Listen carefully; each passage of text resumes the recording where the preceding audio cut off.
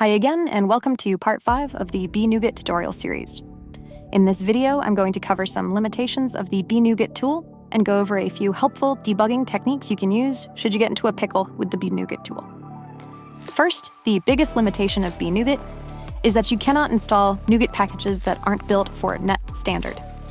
This is somewhat of a limitation of Unity itself, since it cannot support modern .NET 5 and beyond. However, BNuget doesn't make it too obvious which packages have support for net standard and which don't. For example, if I try to install version 1.0 of this Nuget package, I'll see an error message explaining it doesn't support net standard. By the way, if you're using Unity before 2021.3, Unity only supports net standard 2.0, not the latest 2.1.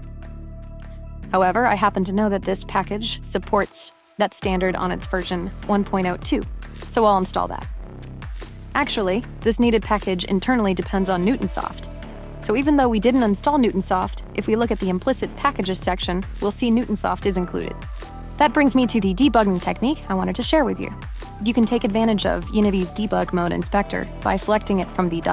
menu in the inspector window. The debug mode just shows the data on the asset without any of the custom UI. You can make edits here and still right-click on the header to do a restore operation. You can also view the entire computed dependency list, but don't edit this directly because it's derived from the references every time. And that brings us to the end of part 5. Thanks for taking the time to learn about the BNuget asset.